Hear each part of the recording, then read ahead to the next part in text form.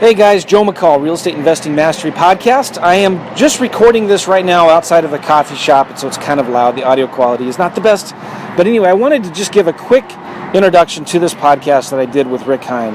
This is one of my favorite episodes I've ever done. And we talk in here about how he uses Evernote to run his business. But it's an amazing story. Rick's got an amazing story. He's done over 100 deals in the last 12 months. And just crushing it right now. We started working together. Rick had zero knowledge about real estate. And he was my acquisitions manager a couple years ago. We talk about that story here in the podcast.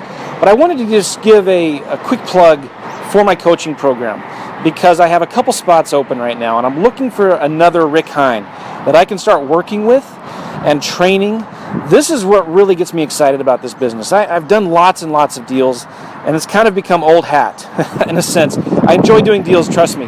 But I really actually enjoy even more coaching people and helping people do deals. And Rick has got an amazing story. Went from being in the ministry, he's still in the ministry, and doing some awesome things, doing God's work, but he was working part-time at a Home Depot to kind of pay the bills.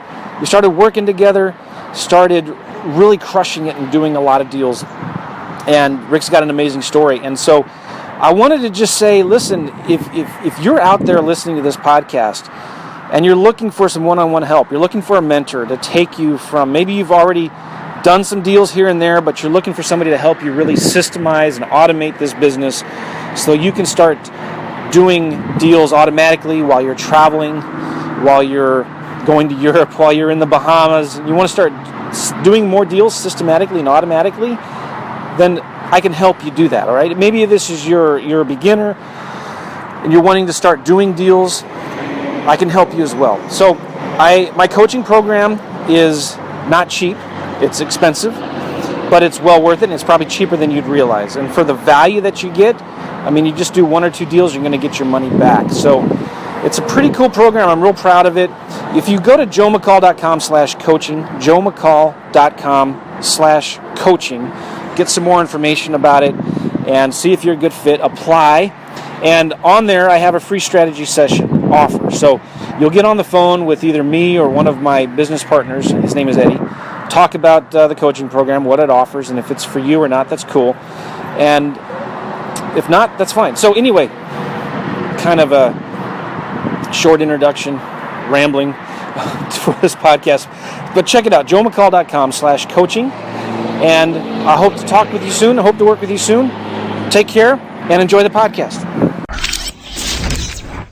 All right, hey everybody, welcome. This is the Real Estate Investing Mastery Podcast, and this is a special show. Rick, you're live. Millions and millions of people are watching you right now. I'm excited. Trillions of people are watching you right now.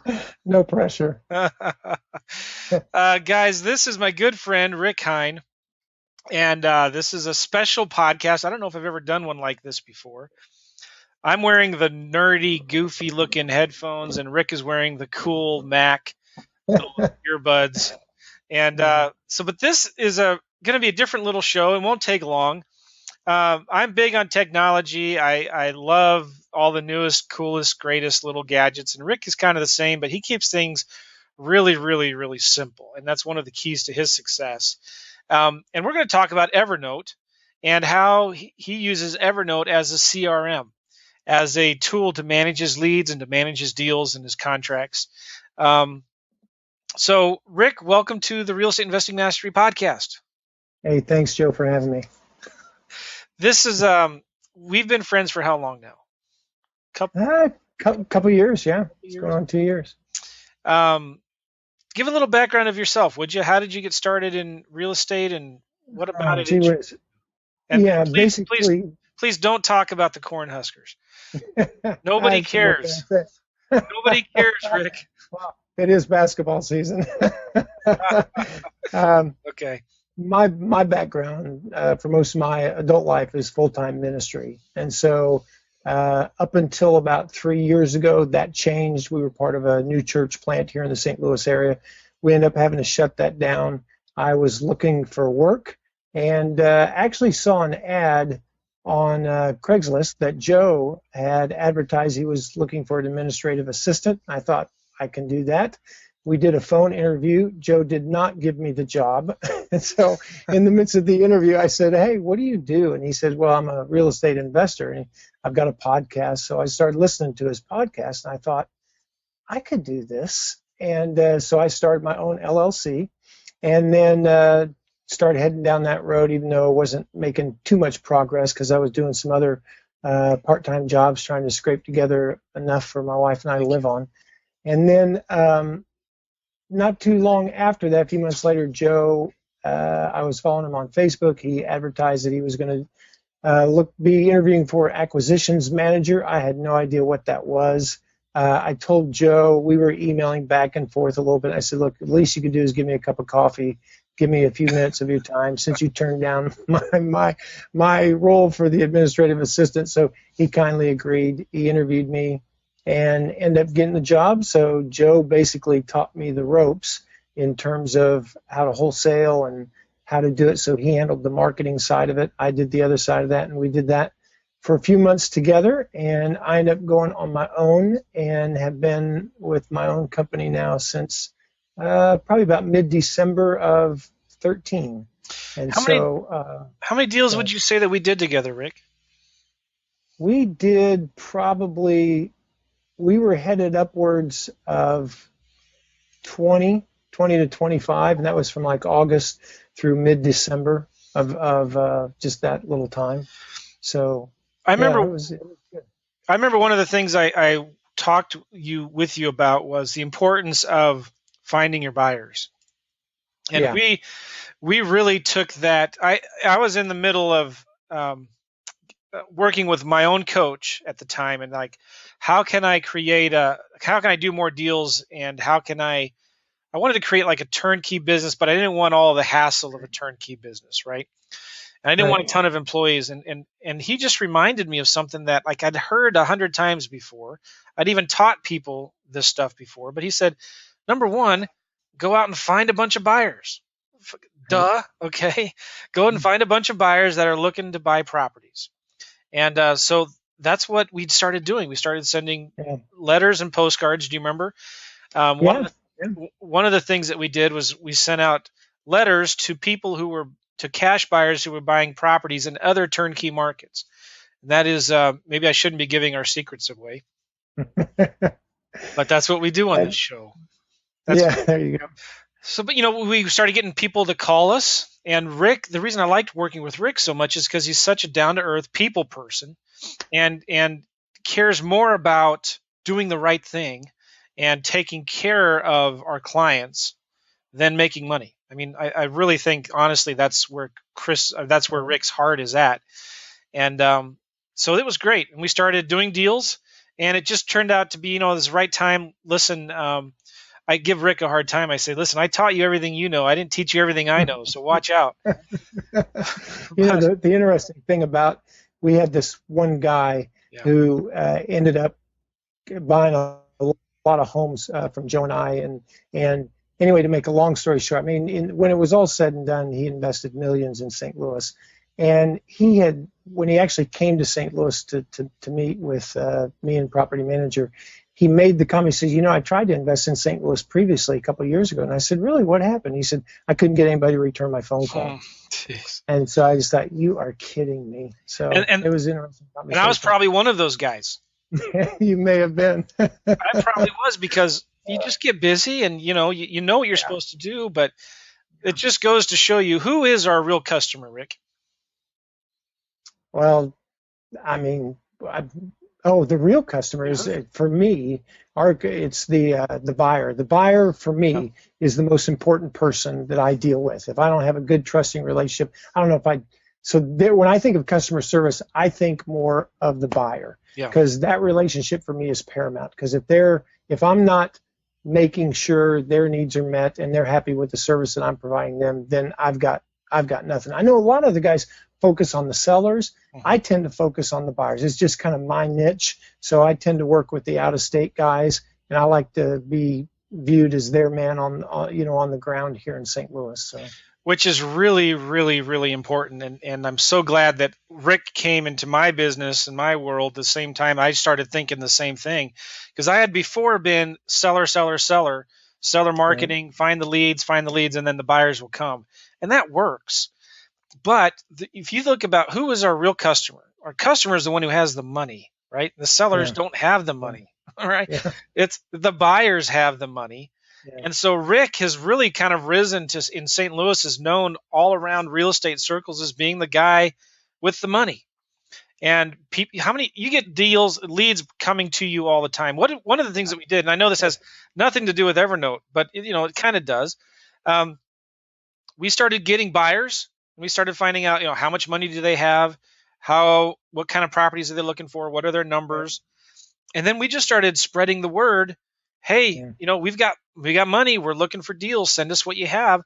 And we really didn't have to do much marketing anymore, Uh-uh. seller marketing, because Rick was getting so many leads just from referrals and other wholesalers and realtors and agents saying, "Hey, here's a property.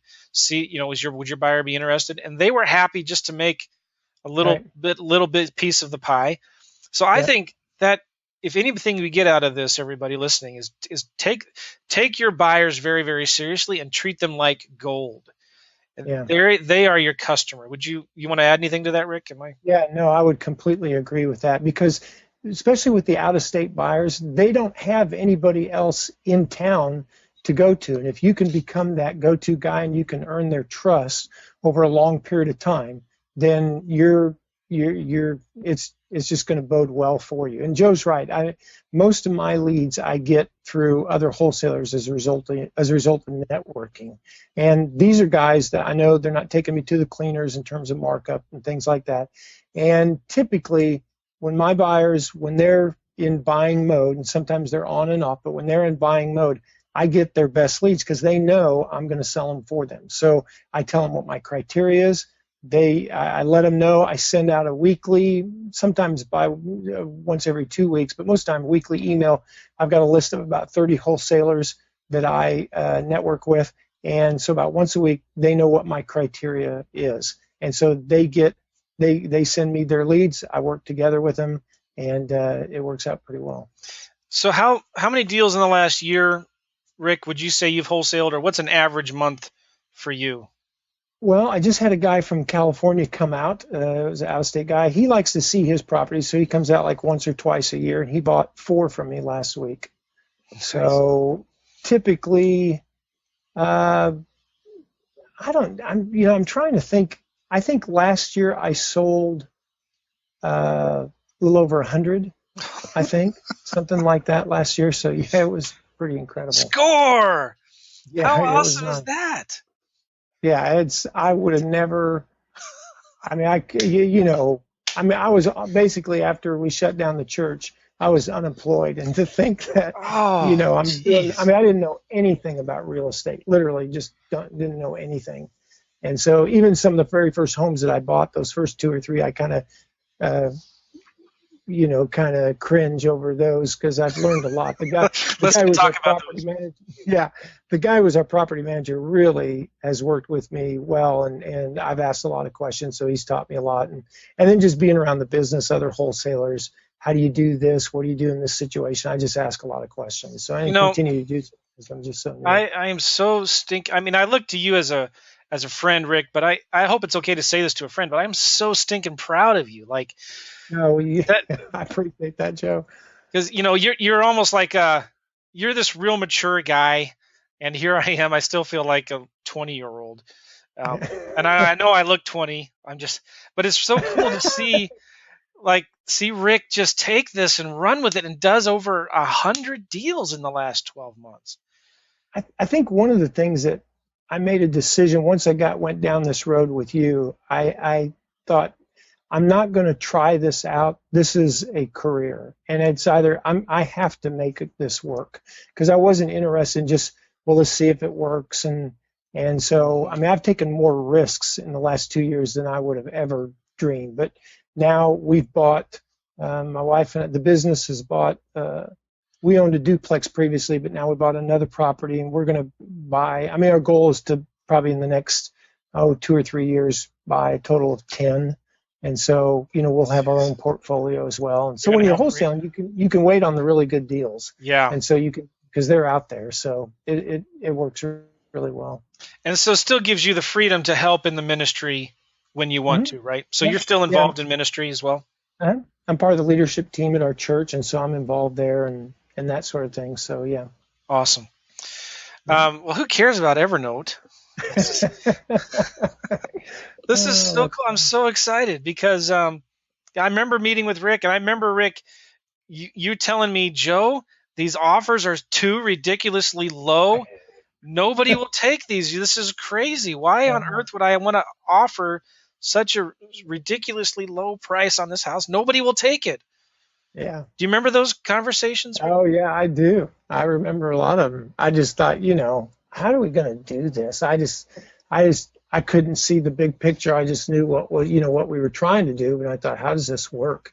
And it wasn't until Joe. The good thing about Joe is, obviously he's trustworthy, he's honest, so it's easy to deal with him. He's a systems guy. I'm a systems guy, so we worked really well together. And once we had our systems in place and we were going, it really became, I wouldn't say easy, but it flowed pretty smoothly.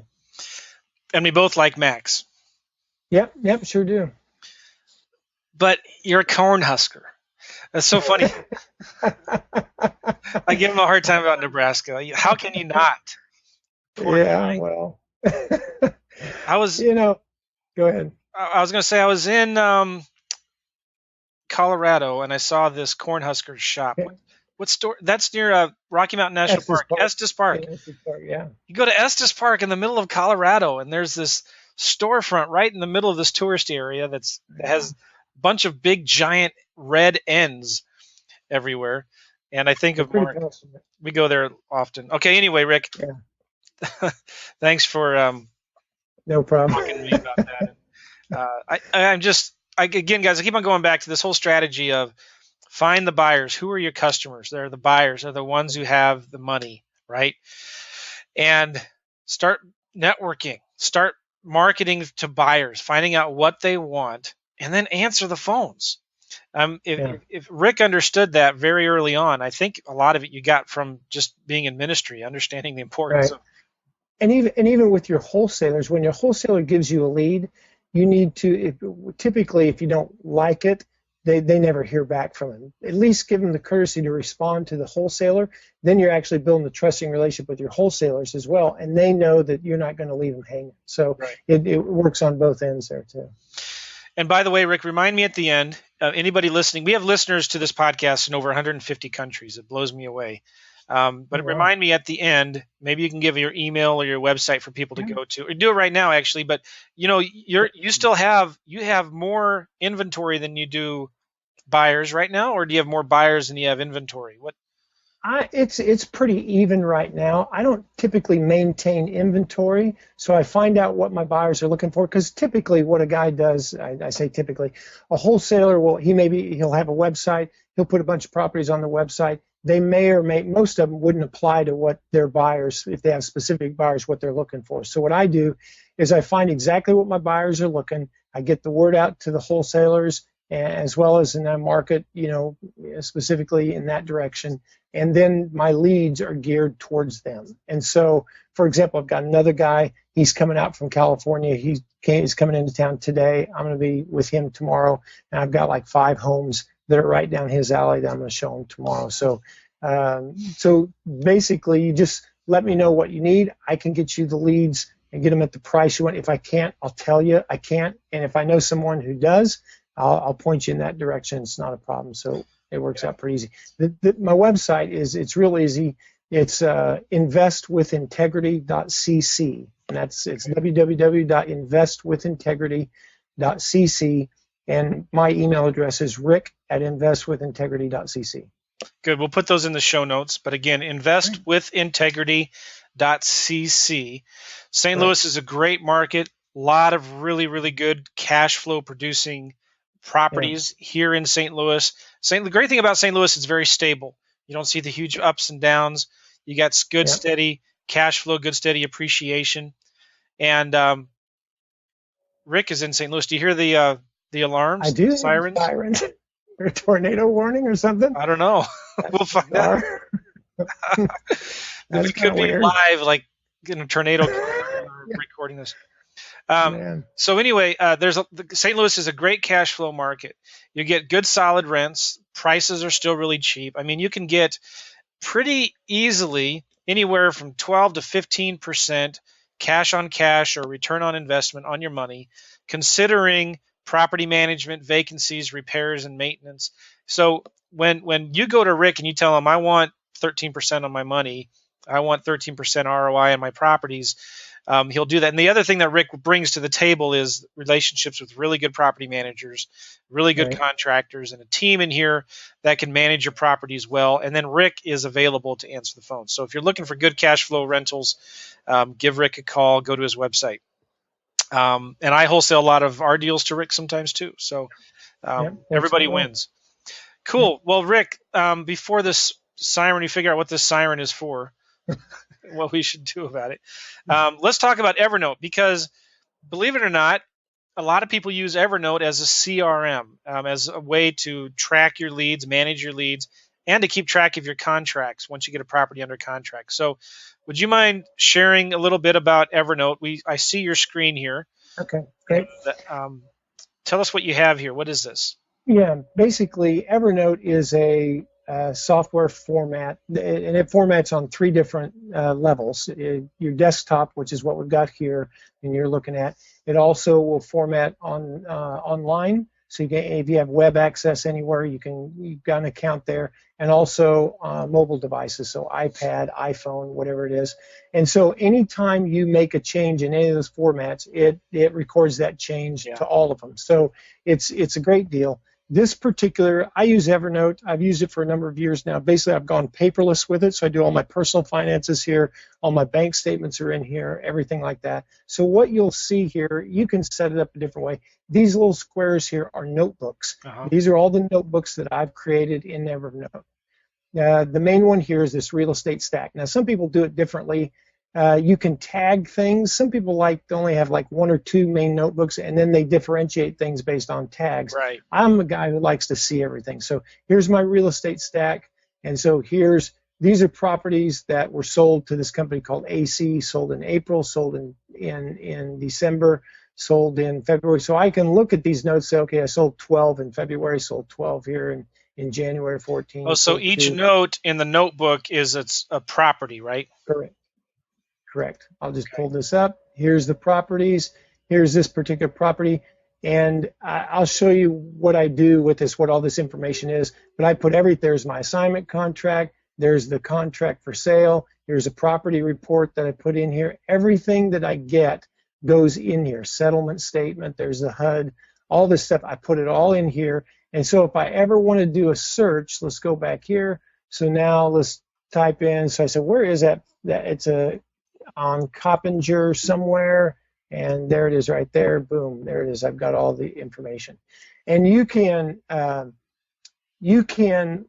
take pictures with your phone. So if I've got my mobile phone, say even when I'm out and I have a receipt, say I take a client to lunch or something like that, once I take them to lunch, then I'll pull up in my business notebook, I'll pull up expenses, 2015 expenses, put the cursor where it needs to be, take a picture of the receipt, boom, it goes in there, and then I can throw the receipt away and I don't have to worry about it. So I've got it there for tax purposes. Now, they even have with Evernote, when you're on your phone, you can take a picture with the document photo. Is that what you do as well? Yes, you can do document photo. Yeah. So it'll crop off everything outside of the paper. Yeah, it's great. You don't have, it's not like a regular photo. It just records the document. Okay. I'll show you what I've got here. These are you can create shortcuts. Over here on the left-hand side, you see this where my cursor is, shortcuts. You can put any notebook you want into your shortcut thing. So you can take them out, you can put them in. So for example, this is new leads shortcut here. This particular notebook is probably the one I use the most. And you'll see what I've got here is I've got a template. When I get low, I use this template for all my new leads. So for example, this lead came in just the other day. And so I just start filling in the numbers. I get on, the lead comes to me. These are the price. There's the rent value. I use Rent-O-Meter. Joe got me stuck on that. Use Rent-O-Meter, median value. I'll get property management company, go in there. They'll give me initial rent repair estimate. I get this from Zillow. I get the taxes from the county website. It's vacant. If I've got pictures, like for example, here's a property, I've got pictures in Dropbox. I just put the link in there, and so it's really easy. So then what happens is when I get so say like this property, now I want to be careful here because there's names here, but anyway, I've pitched this property to various buyers.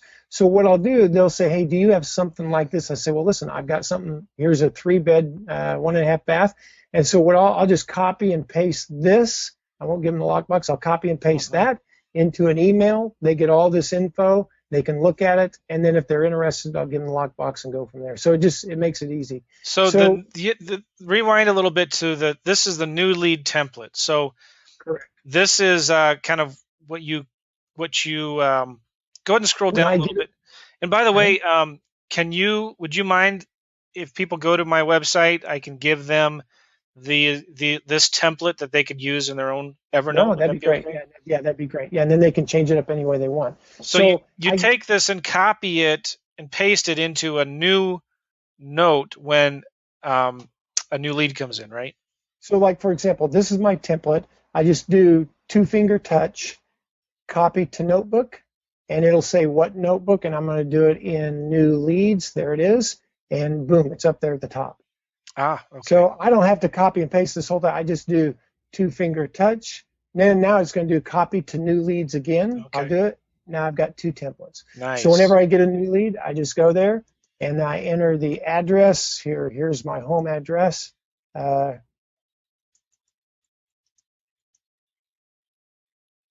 So now there, and then I just start filling things in. And so once I get it filled in, my lead source, whoever sent me the lead, if it's me, I'll just put my own name in there. Title company we're going to use once you get it under contract and you do it. Email. So once I've gotten that far, then the rest of this stuff is basically reminders. So every time, once we identify our title company, once I email my contract to a seller, I check that. And you can create these things up here. Here's a text box right there. So it's real easy. So and then I say, okay, did I get my contract back? Yes, I did. And then if we need a copy of the current lease, and then I'll check that. So if it's occupied, I got it back. If it's vacant, then I need an occupancy inspection. If it's rent ready, if it's not, I just don't worry about it. But these are things that over the last 2 years I use. You can create your own template, and it's really, really easy. And so this is basically a checklist of like the first part of this note is the deal information, the information about the seller, where the lead came from, the address of the property, etc. Right. And then below that would be, once you're interested in this and you want to wholesale this property to one of your buyers, this tracks everything after that. And you're using the check boxes, which is at the top of the note there in one of the right next to the bullets. You can do either numbers or bullets or check mark boxes. Yep. And you do the check mark boxes because you can just check those off and you can see that it's done. Yep. Now I know where I'm at. Now the other thing I do is say, for example, I'm going to pitch this one to Joe McCall. So I'm going to pitch in my home. I'll put the date on it. So on 3/3/15, I pitched this to Joe. So let's say Joe says, hey, Rick, I'm not interested. So I'm going to put a note, not interested. And I'll put the date because usually then that means there's an email and I can find the email if I go look for it. So I pitched it to Joe. If it was a set price, then I'll put the price so I'll know, because sometimes depending on your buyers, you may pitch at different prices. So I make sure that I keep, I've got all my information straight there. And so then I know who I pitched it to, what they said, what was their reply, all that kind of stuff. So go ahead. I was just going to ask, will you talk about attachments? Maybe you can do that later, but when you attach things, it attaches it right in the middle of your checklist, right? So do you have to go to the bottom to attach things? You can wherever you want to put it, wherever your cursor is, it'll attach. So if you don't want to interrupt your checklist with a bunch of PDFs and attachments, you can just do it at the bottom. Okay, all right. So then you go up here to this paper clip, and then there's my thing. So let's say here's a here's an ebook that How to Shave 10 Hours Off Your Work Week by Michael Hyatt. So we're just going to attach. I mean, that has nothing to do with this, but it just attaches right in there. So I'll just go ahead and delete that. So that makes it easy.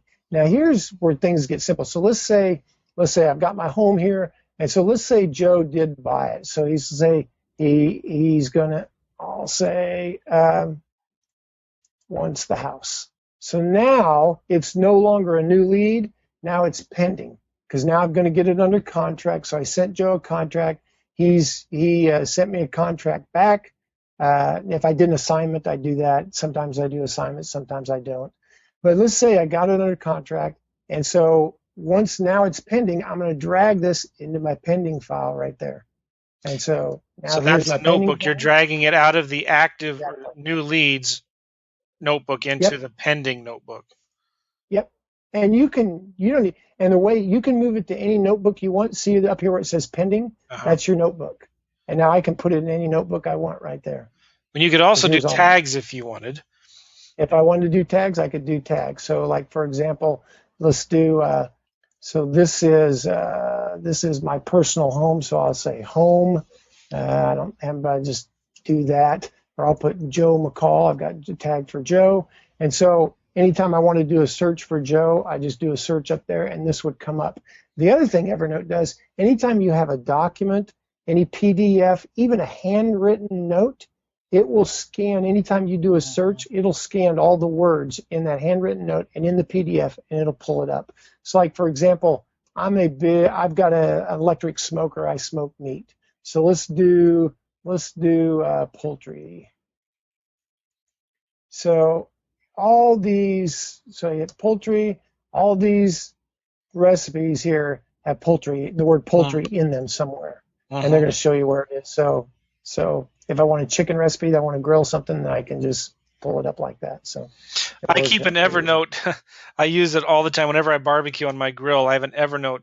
When I bought the grill, it came with a really good cooking guide. Weber has this really good cooking guide, like how long you cook your beef, your chicken, your fish, and all that. And so I took a picture of that and then put it into Evernote. And sure enough, every time, I can never remember. Every time I need to barbecue something, I open up Evernote, I do a search for Weber, and sure enough, there it comes with the image of the cooking time chart. Go ahead. I like how you use tags. You could also use tags maybe if you wanted for like a motivation bucket, right? So you could have a tag for hot motivated seller, warm, cold, and then you can filter out. You can say, show me all of the leads that have the hot tag on it, right? Correct. Yeah. You can tag anything any way you want it. So it works out really, really easy. Okay. So I'll show you something else. So like, for example, I told you about this thing I do with wholesalers. So here's my note. This is weekly emails that go to wholesalers. So this was the email the week of February 22nd. This is the email I just emailed out yesterday. And so this one was just a short one. Hey, this is what I'm looking for. And so usually what I do is I just take these. I've got like 4 buyers here looking for specific things. I'll just copy and paste this and change it a little bit. But I do all of that. And Joe taught me this one is a really good. You can do mail merge in Google Drive. And so I use Google Drive to do my mail merge to my wholesalers. And what you're talking about is a service called, it's free. It's an add-on you add to Google Spreadsheet called Yet Another Mail Merge. So if you go to YouTube and do a search for Yet Another Mail Merge, you'll see videos on how to do that. It's really simple. So you can send emails from your Gmail account from your Google Spreadsheet where you keep your buyers. All right. So that's an email you send out reminding other wholesalers and investors out there in St. Louis, hey, I'm looking for these deals. Correct. And I keep a list of cash buyers in here as well. Don't show Another us. thing, I'm not going to. Another thing that I do is I've got this folder called RE services. Let me see. You know what? Let me do it this way. You can do a search here. There it is. This is a notebook, and I'm a part of I get for an REI group here in town, I get their emails, and people all the time are saying, "Hey, who do you have that's a good roofer? Do you have a good plumber?" Yeah. Well, when those go out, I keep all that stuff. So I just this is a notebook, and these are individual notes in there. So these are plumbers that I would use, cleaning services, house cleanouts, all this kind of stuff. I just keep it all in Evernote. So if I ever need it, it's all there. So nice. It's a great tool, and it'd be on my cell phone, it'd be on my iPad, wherever I'm out and about. I just pull this up and it works out really well. Do you guys understand the power of this? I mean, how many times has it been where you have somebody's asking you about, hey, do you know any painters? And you just go into Evernote and look for the note the note. So you have a note for each different major trade for housing, and you can see all the plumbers that people have recommended in the past. And that's fantastic. That's really good. Okay, so go back to your new template, and let's look at that the rest of your checklist there. You have email contract to the seller, email assignment contract to investor. Go ahead. Right. And then I'll say email contract to title company. If it's copied, make sure you say something about if it's occupied, make sure you say something about rent credits, because it just takes one or two times when you forget to tell the title company, oh, by the way, this is rented and we're ready to close the next day, and they haven't issued rent credits. So I put that note in there. And then what I do, I just go ahead and do this. I just copy and paste this. If it's an assignment, I copy and paste this part right there, right to the title company. So it attaches my sales contract and the assignment of that contract too, and it's got the name of this particular, I'll take that out, to this particular company that I was assigning to. For the above property, the property is currently vacant / occupied, and I'll do that. Yeah. So then I check that. Once it all closes, then I'll email the property manager, and this guy, Dwight, he's a good friend of mine who does insurance, so he handles the insurance for a lot of my investors. I'll email him this note right here. I said, here's the info on a home we just got under contract. Dwight, the property report is attached for your convenience, and I do the address, purchase date, title company. Yeah, and so this is before we close, I guess. So but it gives them when the close date is, the value, blah, blah, blah. And that's everything the insurance needs, the title company needs. So, not title company, property management company. So then they're ready to go. By the time we close, they've already, because they're going to change the locks as soon as it closes. They're going to put a lockbox on. They're going to change the locks. They're going to do all that stuff. So they've got to be good to go. They've got to deal with the utility companies. So I want to make sure they've got everything heads up before we even get to that point. The cool thing about this, again, because Rick's on the road a lot looking at properties, and he gets a phone call, hey, and it's the title company or the property management company or his inspector that says, hey, remember that house at 123 Raymond? Well, he's going to, what? He can just pull up his Evernote real quick and pull up, and he sees on one screen all the information in there. That's really, really helpful. So if you were to go down a few lines, you'd start entering attachments to this lead, right? You would start attaching. What are some of the attachments that you would attach? Anything that pertains to this house. So like, for example, here's a house that is an assignment contract. So here's the contract, there's the assignment, here's the property report. I put it all in here. Once it closes, I've got the HUD in here. I've got the warranty copy of the warranty deed. If I'm a part of that, because I'm assigning it, I'm not a part of that. But if I was double closing, I'd have all of that information in here. So anything that pertains to this house, I put it in here, and I make sure it's in this file, and then then I don't have to go around looking for it in another place. It's here. People are asking probably about this property report that you have. It's from realestatetools.com, right? Is it only Mac that lets you do that report? That's a good question, Joe. I don't know. It's the name. It's property. What the name of the actual thing is? Property Evaluator. Right. Is the name of the software, and I think it's free, and so it's not. Yeah, but it's real cheap. Sorry. Like $25-$50. Yeah. So, but it's worth it because you can add your pictures in here, and it ends up looking really nice, and it looks really professional. And My investors then know, because when I give them, like here on this particular thing, okay, the cash on cash return, their ROI on this one is amazing, 21.2%. Yeah. So they know. A lot of times you get leads and somebody will say, oh yeah, it's a 20% return on investment. I thought, right, tell me. And so what they don't take into account is all this other stuff, like, for example, vacancy rate, 10%. All this kind of stuff, which we take into account. Joe taught me all this stuff, and is extremely helpful. Insurance, 10%, property management, repairs, taxes. That's this isn't. It says percentage, but actually it's not. I go to the county website and find out what the taxes are and all that kind of stuff. So I make sure that this stuff, that the ROI that I give my investors is a true ROI. That's so important. And I remember also talking a lot about this with you, Rick. Was you always need to underestimate, over deliver. Yeah. Right. Yeah. So if when you're putting together these reports to send to your cash buyers, don't estimate on the high side. If you know of a price range, the rent range is going to be 700 to 750, use 700, right? Yeah. If you know that the vacancies are going to be 8 to 10%, use 10%. Use the more conservative numbers. And so it's important when you're giving ROIs or cash on cash return estimates to your investors, you're covering things like closing costs and estimated repairs, maintenance, vacancies, taxes, titles, insurance, maintenance, stuff like that, right? So this kind of a report is really, really helpful. And if you don't have a Mac, there's other services that will offer that. In fact, let me open up my Evernote here, because I just saw one last night. Let me go here. Last night I was reading somebody's email. Here it is. And there's somebody mentioned this website that does property reports, and it's called Really Yields, I think. Hold on one second here. I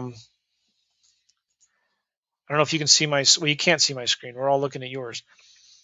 This website is called, realyields.com. REAL. You might want to look at this, Rick, because it might even be better than what you're using. REALYIELDS.com. Realyields.com. And the cool thing about this is it'll give you property flyers for your properties that give you the cash flow and the performers and things like that. Wow. And that's great. But anyway, I like how you have the PDF, because that kind of helps with seeing. You can email that to folks. Right. They have something they can print. It looks really professional and looks nice. Yep. Realyields.com. Okay. Good. Nice. Okay. One more thing. How do you set up reminders if you want to remind yourself in a week to call this seller back or this buyer back? What do you do there? Right. Typically, you go up here. Like, for example, let's say here I've got a new lead. So let's use the one we just did. We put it in pending. So let's say it's a new lead though, and I want to remind myself. I go up there, add a date, and so I will click that, and I'll say, okay, next week I'm going to at 8 o'clock. I can change the time to whatever time I want. Let's say 9 o'clock in the morning, and it will send me a reminder. Then I'll just click that, and I'll get a reminder in Evernote. It'll be a notification. Now, different people do different ways. I typically use a to-do list in a different software. And so, but the cool thing about this is you can take this. So say, for example, I'm going to do a double click here, and I can say copy note link. So now basically what I've done, and I'll show you, I can't go into it. I'll go into my, I'll just do it down here. I'll go into my to-do list, my daily reminder list, and I'll say, hey, call Joe on this date, and I'll copy and paste this. That link. And so, so that's the link to this note. Now let me do this. Let me do this differently. Let me put it in another, let's just put it here. Here's a property that my guy is going to buy. And so we'll put the link here. And so when I go to click this, watch what happens. It takes me, boom, right to the note. Right. I use that a lot, actually. Sometimes like if I have some notes. I did this recently for a event I was speaking at. I had my notes for my presentation in Evernote, and all I did was like, there's a button up there on the upper right, share. You pull the Right. drop down, and it'll give you a public link that you can Mhm. share that note with. Copy public link right there, Yeah. and you can then send that link to people, and they can see your notes. They can't edit them, so it's just like Yeah. a read only Yeah. view. And they don't have Yeah. to have Evernote. It takes them right to a Yeah. web page, right? And if you've got a partner that you're working with, you can share this note, and so you can share this note with them, and so they can make changes, you make changes, it all records it, and so it works out. Now they've just come out with a work chat, so you can actually chat at the same time, going back and forth, just like a regular iMessage chat or something like that. Now, can you share a notebook with somebody?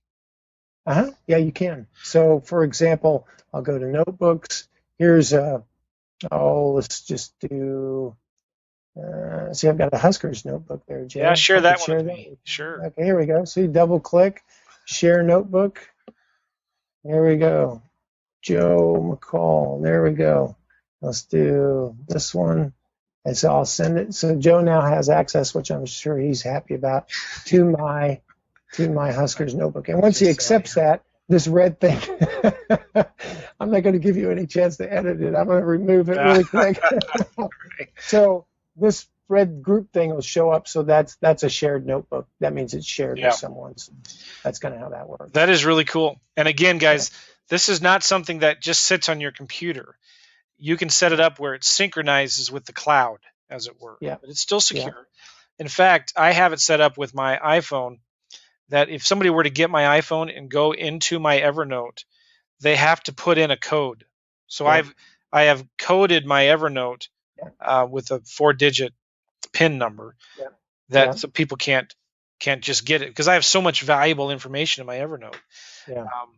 But this has been really, really helpful. So let me just clarify real quick then. When you put something in Evernote, it resides on your computer, right? So if you were to go into wherever this is held on your hard drive, you'd see probably a really big Evernote folder with all your stuff. But it synchronizes with the cloud, and it happens in the background. So when you're on your iPad or your iPhone or your Android or on the library, the public library, like I'll go on my wife's computer sometimes, and I need to get into my Evernote, I'll just go to evernote.com. And I can log in to my Evernote account and see on the browser all of my notes that are on my other computer. Does that make sense? It's just absolutely amazing. And you can use this for so many different things. Keep notes of sermons when you're at church, or just as a diary, as a journal. And it's really, really easy to make flex. And the other cool thing that you can do, I don't know if you have this turned on, Rick, but you can actually geolocate your notes as well, right? Yeah. Yep. Yeah, so, you can. So wherever you create a note, it'll locate to that. I know some people use it like when they go to say they're at a big event and they park their car somewhere. They'll take a picture of their car. It's got a geolocation on it. So then you go and you got a 250,000 people at a big park, and after you say, where did I park? You just pull up the Evernote and it'll take you right there. I've never thought of doing that. I need to. The cool thing about Evernote, it'll be whatever you need it to be. And so this is how I use it. For every 10 guys who use it, they use it 10 different ways. And so you just have to create. But the good thing is you can create whatever you want to out of it. And I would say subscribe to the blog, because you get a daily email, which is basically tips and kind of tricks, shortcuts. It'll teach you. I remember the first time I saw Joe on an Excel spreadsheet. It was just like warp speed. I have no idea what you just did. Last minute, you did about 50 different things, and I missed it all. So, a lot of people, it just takes time to learn it. But if you subscribe to the blog, you'll get, you'll get daily reminders, and you can always unsubscribe if you get tired of them. Now you have the premium version, right? I do. It's $45 a year. It's well worth it. It is very well worth it. You can do the basic stuff with the free version, but I'd really recommend getting the premium version. And listen, I'm a big Podio guy. I use Podio to manage all my leads. I love it. I think it's the greatest thing since sliced bread. But coming in at a close second is Evernote, because Evernote is just everywhere, and it's really simple. It's easy to use, and it's great. Here's the point: whatever you're using, you need to make sure that you've got it set up where nothing falls through the cracks. Rick has got this set up where there's a checklist for everything. He reminds himself when a deal's supposed to close, or remind himself when he's supposed to call a buyer or a seller back. He has different folders for new leads, pending leads, closed leads, and I'm sure you have a folder for dead leads too, right? Dead deals you throw in there. Yep, sure do. And then once it's closed, it goes into that other folder for closed. So you can organize it any way you want. And I think for a lot of folks, I just lost, here we go. For a lot of folks, this kind of may be a breath of fresh air for you, because you may look at Podio, or you may look at FreedomSoft, or the other softwares that's out there, and just like, oh, this is freaking me out. I can't handle this. This is a great little tool. And I'll say one more thing, and we'll end here. If you just go to YouTube, I did this the other day. You go to YouTube and do a search for Evernote CRM, and you'll find 100 videos in there on how people use Podio. How people use Evernote as a CRM. And if this is something you want more information about, go to this little website that not too many people know about called YouTube. Do a search for Evernote as a CRM or Evernote CRM, and you'll find 100 videos in there and some really good stuff on how people use what Rick does. But I think this is going to be a really popular podcast, Rick, and I sure appreciate you taking the time to show us this stuff. And good. Thanks for asking me, Joe. I appreciate it. So again, give us your website again, Rick, if people want to join your buyers list.